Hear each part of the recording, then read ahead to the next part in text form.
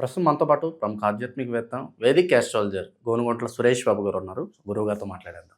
నమస్కారం గురుగారు. మణికంఠ గారు నమస్కారం అండి.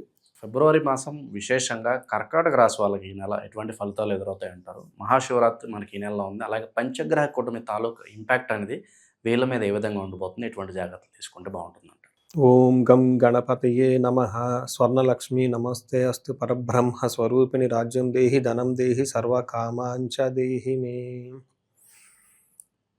గణపతి దేవుని యొక్క కృప వల్ల మనందరికీ సిద్ధి బుద్ధి ఇంటెలిజెన్స్ ఉండగాలని చెప్పి, అలానే స్వర్ణలక్ష్మి అమ్మవారి యొక్క కృప వలన మనందరికీ పరబ్రహ్మ తత్వం రావాలి. అంటే ఏంటి? ఆనందమయంగా ఉండాలి, బ్లిస్ఫుల్గా ఉండాలి. ఫస్ట్ ఇంపార్టెంట్ అనమాట. తర్వాత రాజ్యం దేహి, ప్రతి ఒక్కళ్ళకి అధికారం కావాలి. ఓకే, 10 మందికి మంచి చెడు చెప్పగల ఒక స్థామత, స్థితి, ధైర్యం ఉండాలి. మిడ్ లెవెల్ మేనేజర్లు కావాలి, సి లెవెల్ మేనేజర్లు కావాలి, రాజకీయ నాయకులు కావాలి, గొప్ప కావాలి, గురువుగా ఇండియాని వెళ్ళిపోవాలి. అందులో అందరూ ఉండాలి ఫస్ట్. నెక్స్ట్ వీళ్ళందరికీ ధనం, విపరీతంగా ధనం ఉండాలి. ఇల్లంతా పట్టనంత ధనం ఉండాలి వీళ్ళ దగ్గర. దానితో కాకుండా సర్వకామార్థ సిద్ధి, వీళ్ళు కోరుకున్న ప్రతి కోరిక నెరవాలి. చిన్నది కాడ నుంచి పెద్ద దగ్గరకు అన్నీ నెరవాలని చెప్పేసి, అందులోని కర్కాటక రాశి వాళ్ళకి అందరికీ ఇలా ఉండాలని చెప్పేసి మనం కోరుకుందామండి. ఫిబ్రవరి మంత్ చాలా చాలా ముఖ్యమైన మంత్. ఎందుకు అని అడుగుతున్నారంటే, ఫస్ట్ 13తో మనకి మూఢం అయిపోతుంది, ముహూర్తాలన్నీ ఉన్నాయండి. నెక్స్ట్ మోస్ట్ ఇంపార్టెంట్ మహాశివరాత్రి ఉంది. ఆ పర్వదినాన్ని ప్రతి ఒక్కళ్ళకు విశేషంగా జరుపుకోవాలి. జన్మకో శివరాత్రి. నెక్స్ట్ మనం ఉంటామని తెలియదు. అట్లీస్ట్ రాబోయేదాన్ని ఖచ్చితంగా ప్లాన్ చేసుకొని వెరీ సింపుల్ రిచువల్స్తో అద్భుతమైన మనకి మహర్షులు ఎంత ఉదార స్వభావాలు అంటే అండి, కొంచెం నీళ్లు పోసిన అయిపోతుందంట. చూడండి, మనకు కథలన్నీ చెప్పుకుంటారు కదా అందరూ. అందుకని చెప్పేసి చక్కగా భక్తిగా జరుపుకోవాలని చెప్పేసి మనం కోరుకుందామండి. ఇందులో కర్కాటక రాశి వాళ్ళకి కొంచెం మిక్స్డ్గా ఉంటుంది, బట్ ఓవరాల్గా చాలా పాజిటివ్గా ఉంటుందో తెలుసుకోవాలి. కొంచెం ఛాలెంజెస్ కూడా ఉన్నాయి. ఇవి చూసుకుంటే ఇందులో పునర్వసు 4వ పాదం, పుష్యమి 1, 2, 3, 4 పాదాలు, ఆశ్లేష 1, 2, 3, 4 పాదాలు అనేది ఇందులో ఉంటుంది. పేరు బలంగా చూసుకుంటే హీ, హూ, హే, హో, డాడీ, డూడే, అంత, డో అన్న లెటర్స్ కూడా ఇందులో ఉంటారండి. మనం గ్రహాలు మారుతూ చూసుకుంటే 3వ తారీఖున బుధుడు, 6వ తారీఖున శుక్రుడు, తర్వాత 13వ తారీఖున సూర్యుడు, 23వ తారీఖున కుజుడు మారుతున్నారు. అంటే ఈ గ్రహాలన్నీ మారుతూ ఉండటంతో వీటి యొక్క ఇంపాక్ట్ ఈ రాశి వాళ్ళకి ఎలా ఉందో చూద్దాం. అన్ని కొంచెం పాజిటివ్గా ఉంది. ఒక 70% వీళ్ళకి బాగానే ఉందని నేను చెప్తాను. 75% బాగానే ఉందని నేను చెప్పుకోవాలి. కొన్ని చోట్ల ఛాలెంజెస్ ఉన్నాయి. అవి కొంచెం గమనించుకొని అర్థం చేసుకొని కొంచెం ఆ విషయాల్లో సెన్సిటివ్గా ఉంటే, ఎలర్ట్గా ఉంటే బాగుంటుందండి. ఈ మంత్ అంతా చక్కగా ఉంటుంది, మనం గమనించుకోవాలి. మనకి ఫస్ట్ వీళ్ళకి మహర్షులు మనకి సంస్కృతంలో ఏం చెప్తారంటే అండి, లఘు గోచారం, సూక్ష్మ గోచారం అంటారు. దీని ప్రకారం ఏంటంటే, ఫస్ట్ సంపదలు వచ్చేస్తాయి. నెక్స్ట్ సంపదలు అంటే రిసోర్సెస్, ఎనీథింగ్ అనమాట, వాళ్ళకి సపోర్ట్ వచ్చేదని మొత్తం వస్తుంది. నెక్స్ట్ పుత్ర లాభార్థం, అంటే పుత్రుల ద్వారా లేదంటే లాభప్రదంగా ఉంటుంది, ఓవరాల్గా బాగుంటుంది, వెల్త్ గెయిన్ వస్తుంది.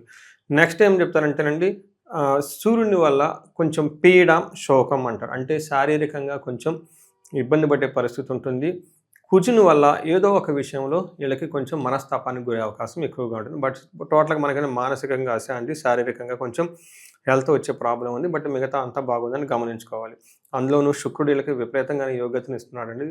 8th హౌస్లో ఉండి అన్ని గ్రహాల కంటే మంచి స్ట్రాంగ్గా వాళ్ళకి ఇంపాక్ట్ ఇచ్చేసి లైఫ్ని నెక్స్ట్ లెవెల్కి తీసుకెళ్లే అవకాశం ఈ రాశి వాళ్ళకి చాలా ఉంది. సూర్యుడు వల్ల ఏమవుతుందంటేనండి, దుర్దోష శత్రు సంవాదో గమనాగమన వెద దుఃఖ వార్తాశ్రుతం చైవ అష్టమస్తే యథా రవి అంటారండి.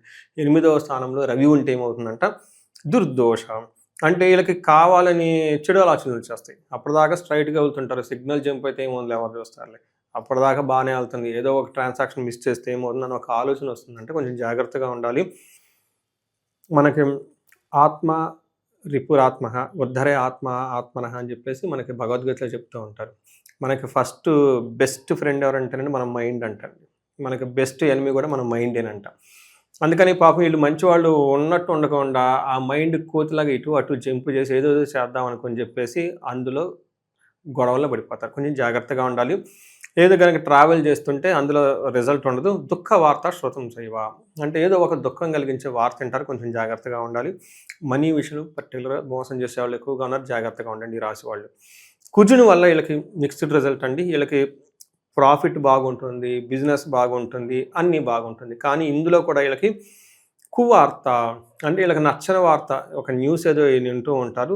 బట్ తద్వారా ఏమవుతుందంటే అండి, బంధువులతో కొంచెం గొడవలు వచ్చే అవకాశం ఎక్కువగా ఉంటుందని గమనించాలి. మోస్ట్ ఇంపార్టెంట్, వీళ్ళకి బుధుడు విశేషమైన యోగ్యతను ఇస్తూ ఉన్నాడండి.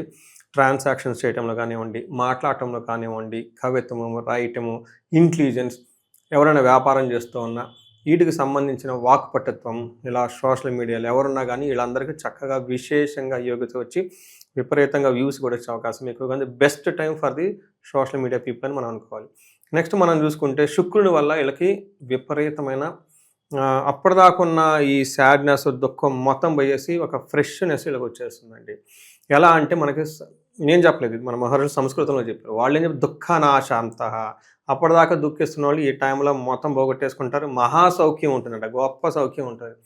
అంతేకాకుండా బంధుమిత్ర సమాగమ, బంధువులతోటి మిత్రులతోటి చక్కగా కలిసి కూర్చొని మాట్లాడి ఒక అద్భుతంగా ఉంటుంది. చూడండి, ఈ రోజుల్లో బంధువుల్ని కలవటం కుదురుతుందండి ఈ బిజీ షెడ్యూల్లో. ఎవరి పనుల్లో వాళ్ళు ఉంటారు. మిత్రులకి ఒక మెసేజ్ పెడతాం, వాట్సాప్ పెడతాం, కానీ వీళ్ళకి అదృష్టం అంటే వాళ్ళందరితో కలిసి మాట్లాడుకుంటూ ఉంటారంట. రాజదర్శనం మాప్తి అంటే వీళ్ళ పై అధికారులతో కలిసి వీళ్ళకి కావాల్సిన విషయాలన్నీ చక్కగా చర్చించుకొని అన్ని విధాలుగా వాళ్ళకి కావాల్సిన అనుగుణంగా ఉండి వీళ్ళకి కావాల్సిన పనులన్నీ చేపించుకుంటూ ఉంటారు. టైంకి మంచి ఫుడ్ తింటూ ఉంటారు. ఇంకేం కావాలండి వీళ్ళకి? సో శుక్రుడు వీళ్ళకి బాగా ఏమంటారు, గ్రేట్ ప్రొటెక్ట్ చేసి వీళ్ళని రాశి వాళ్ళని ముందుకు తీసుకెళ్ళే అవకాశం చాలా ఎక్కువగా ఉంది. సో ఇది మనం చూసుకుంటే బాగుందండి. ఇక విశేషంగా ఎటువంటి పరిహారాలు బాగుంటాయి అంటారు? అలాగే మనకి ఎగ్జామ్ సీజన్ నడుస్తుంది. సో స్టూడెంట్స్ వాళ్ళు ఆశించిన ఫలితాలు రావడానికి ప్రత్యేకంగా వాళ్ళకు కూడా మంచి పరిహారాలు ఉంటాయి, తెలియజేయండి. సో మనకి ఏం చెప్తారంటేనండి, ఫస్ట్ స్టూడెంట్స్ ఇష్యూ, ఎందుకంటే మనకి అకేషనల్ కాబట్టి అండి, అంత ప్రిపరేషన్ మూడ్లోకి ఆల్రెడీ వెళ్ళిపోయి ఉంటారు. మనకి శాస్త్రాల్లో విద్య రావడానికి చాలా దేవతలు ఉన్నారండి. అందులో ముఖ్యంగా మనం శివునికి సంబంధించిన ఎవరైనా శైవులు అంటారు కదండి, మేధా దక్షిణామూర్తిని పూజిస్తూ ఉంటారు. నెక్స్ట్ హయగ్రీవ స్వామిని పూజిస్తూ ఉంటారు. సరస్వతీదేవి, నీలా సరస్వతీదేవి అమ్మవారిని చక్కగా పూజిస్తూ ఉంటారు. వెరీ క్విక్గా వీళ్ళకి రిజల్ట్ వస్తుంది.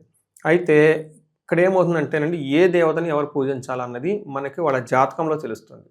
లగ్నాన్ని బట్టి 4వ ఇల్లు 5వ ఇంటిని కనుక మనం గమనించుకుంటే ఆ యొక్క దేవతలను బట్టి, తత్వాన్ని బట్టి ఈ 3 తత్వాల్లో దేవతలు ఎవరిని పూజిస్తే బాగుంటుందని తెలుసుకొని తదనుగుణంగా పూజలు చేపిస్తే వెరీ క్విక్గా రిజల్ట్ వస్తుందండి. ఇది చాలామందికి అంటే జనరల్గా ఐడియా ఉండదు. బట్ ఇది ఏంటంటే టెక్నికల్గా చదువుకున్న వాళ్ళకి, జ్యోతిషం తెలిసిన వాళ్ళకి ఐడియా ఉంటుంది. ఫస్ట్ ప్రయారిటీ జాతకం చూపించుకోండి. నెక్స్ట్ పూజలు ఏం చేయాలంటే, మనం ఇందాక చెప్పుకున్న 3 దేవతలకి ఫస్ట్ జపాలు చేయించాలి. ఎవరు చేయాలి? ఆ మంత్రోపదేశం పొందిన బ్రాహ్మణుల చేత, సత్పురుషుల చేత జపం చేయించుకొని, అభిషేకం చేయించుకొని, దానం ఇప్పించి, ఇన్ కేస్ వాళ్ళ కనుక చేయించగలిగితే ఒక విశేష హోమం చేయించుకుంటే, అంటే ప్రతి దేవతకి ఇష్టమైన దినుసులు ఉంటాయి, ద్రవ్యాలు, ఆ ద్రవ్యాలతోటి చక్కగా విశేష హోమం చేయించుకుంటే వెరీ క్విక్గా రిజల్ట్ వచ్చేసి అద్భుతంగా అకాడమిక్స్లో రాణిస్తారు. ఇది మనకి అకాడమిక్స్ గురించి.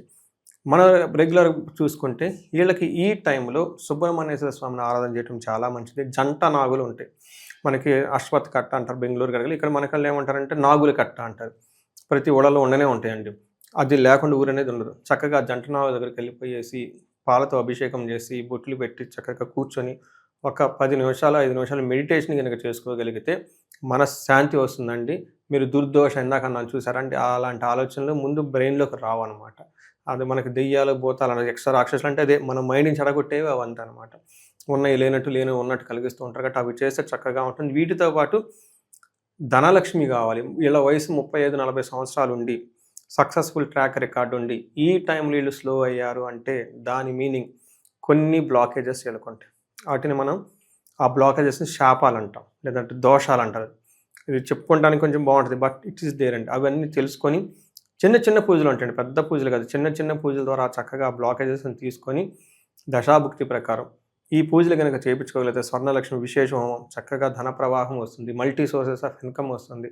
తర్వాత భార్యాభర్తల అన్యోన్యతకి చక్కగా వాళ్ళు అన్యోన్య దాంపత్య పాశుపత అభిషేకం, ఇంకా ఇవి కాకుండా ఇంకేదైనా సరే వాళ్ళకి ఏదైనా పర్టికులర్ ప్రాబ్లం మాకు అందని అనిపించుకుంటే ఈ టైంలో బెస్ట్ టైం. ఎందుకంటే వీళ్ళకి టైం యాక్చువల్గా బాగుంది. ఈ టైంలో పెద్ద పెద్ద మనం ఏమనుకుంటారు, ఈ రాశి వాళ్ళకి ఏలినాటి శనులు, అష్టమ శనులు ఇలాంటి ఏములు, అష్టమ గురువులు లాంటి ఏములు చక్కగా ఉంది. ఎక్కడైనా అనిపిస్తే ఇంకొకటి 2 సార్లు పూజలు చేయించుకుంటే లైఫ్ 10 అంతలు ముందుకెళ్ళే అవకాశం ఈ రాశి వాళ్ళకి ఉంటుందండి.